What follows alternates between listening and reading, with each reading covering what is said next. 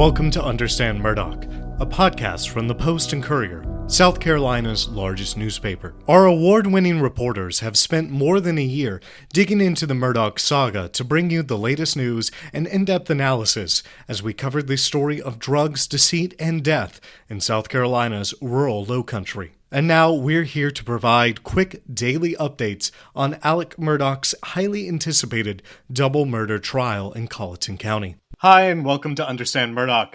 I'm Nathan Stevens, your host. I'm here with Jocelyn Grzeszczak, who's part of our team of reporters covering the trial in Walterboro. Jocelyn, I imagine if you're one of the jurors, today was particularly jam-packed in terms of all the information coming at you. Yeah, I think so too. It's interesting to put ourselves in the minds of jurors, I think, because they would have been finding out about Alex's decade-long spree of alleged financial schemes for the first time. Can you explain that a little bit more? Sure.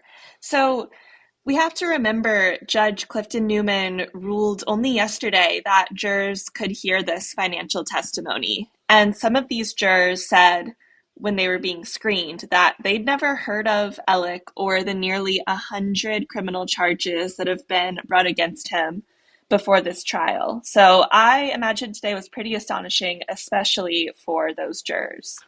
And what would they have learned about his conduct? So jurors heard first from a woman named Jeannie Seckinger. She was the chief financial officer of Alex's former law firm, and she essentially outlined for them what she said is evidence of Alex's decade-long scheme of stealing from his clients, the law firm, and others who trusted him. State prosecutor Creighton Waters presented Seckinger with a series of checks and other financial documents they say show Alec was taking money from the settlements and verdicts he won for his clients and depositing it directly into his personal banking accounts. He was also taking the fees he collected from these cases and dumping them into those personal accounts. And this meant Alec was not only stealing from his clients, according to Seckinger, but she also testified it meant he was stealing from their law firm too. And why would that be? Well, because the firm had a policy that all fees an attorney collects from a case goes straight to the law firm, not to them personally. And that money instead gets divided up at the end of the year and is given out as the lawyer's bonuses. We talked yesterday about how admitting this evidence bolsters the prosecution's case. Judge Newman ruled in their favor, and this is clearly what they wanted. But do you see any potential pitfalls? Yeah, that's a good question. I think state prosecutors have collected reams of evidence when it comes to the financial crimes Alec has been charged with over the last year and a half. This, I think, was certainly apparent during Seckinger's testimony today.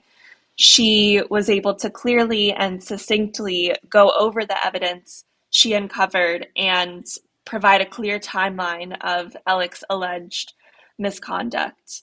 But I think the danger here is that jurors are being presented with lots of overwhelming evidence that doesn't directly link to the murders of Maggie and Paul. And there's a risk of jurors maybe getting bogged down in that and losing sight of the crimes Alec is currently on trial for.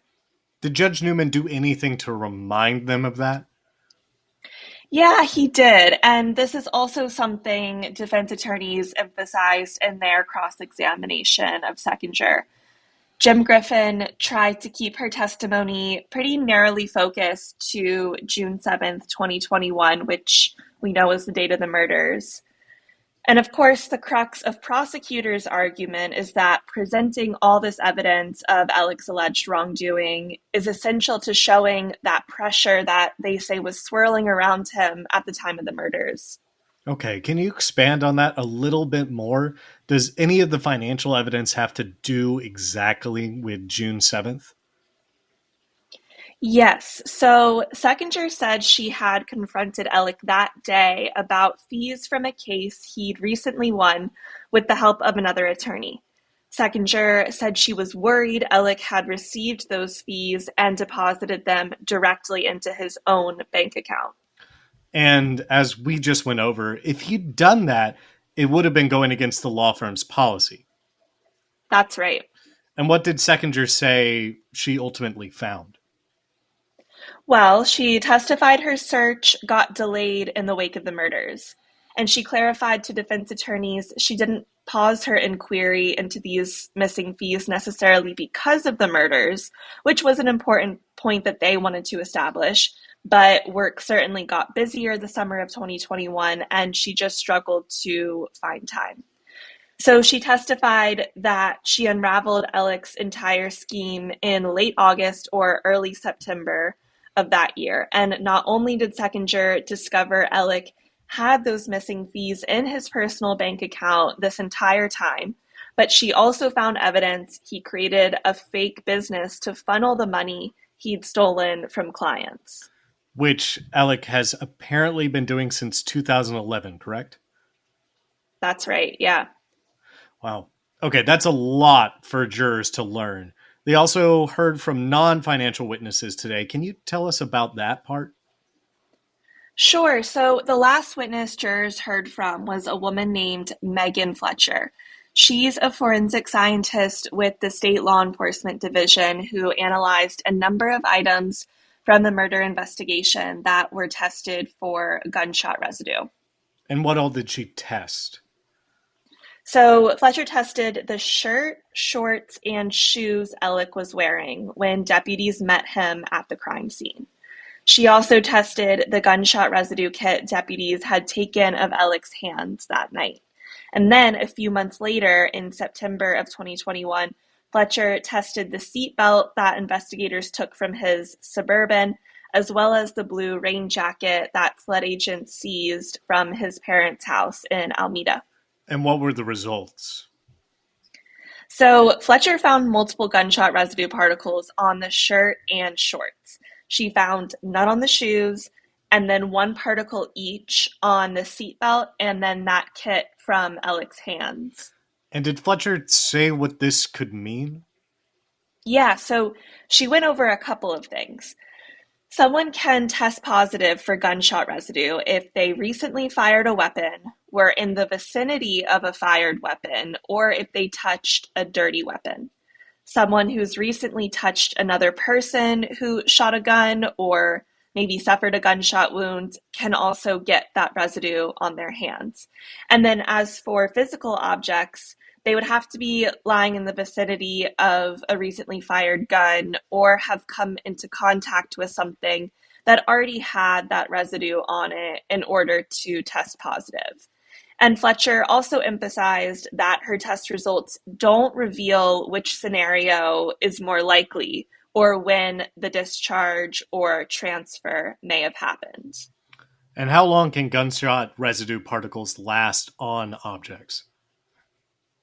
So she said this residue can last basically forever on an object until it's scrubbed or washed off. And what about that rain jacket you mentioned? Yeah, that was interesting. So this kind of came out at the end of testimony, and Fletcher said she found multiple gunshot residue particles on the jacket's exterior, though she didn't specify a number. But she said when she turned the jacket inside out to test it, she found 38 particles of gunshot residue. And her lab tests actually returned even more possible particles that would have taken Fletcher probably a week to go through and check and confirm. How would the jacket have gotten that many particles on the inside but not the outside? So prosecutors asked Fletcher about a few hypothetical scenarios. She said someone would have had to have even more gunshot residue on themselves to then transfer that much to the jacket's interior.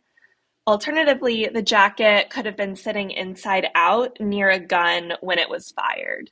She also testified that high amounts of residue might have gotten transferred to the jacket if a gun that's been recently fired was wrapped up inside it. And just to clarify, this is the jacket prosecutors say Murdaugh stashed in his parents' house just days after the murder. That's right. And it's worth noting that this is also the item defense attorneys heavily disputed after a witness seemed to contradict her testimony about it yesterday. But Judge Newman ruled this morning that Fletcher could still testify about her findings. And what can we expect tomorrow? So we're planning to start court tomorrow with defense attorneys cross-examining Fletcher about her gunshot residue findings. Thank you so much, Jocelyn. Thank you. That's all we have for now. For more in-depth coverage of this trial, as well as the latest news on the Murdaugh story at large, stay tuned to postandcourier.com/Murdaugh. You can find us on Twitter at Post and Courier. We would love if you could send questions, feedback, and tips to our Murdaugh email address. That's murdaugh@postandcourier.com. And please, also take a minute to leave us a review wherever you get your podcasts. If you want to keep up to date on the trial, subscribe to Murdaugh News, a premium newsletter from the Post and Courier, bringing you exclusive first-hand insight from local South Carolina reporters who have covered this saga from the beginning. Subscribe at postandcourier.com/Murdaugh News, and we'll bring you exclusive reporting on the civil and criminal cases of Alex Murdaugh. We'll see you next time.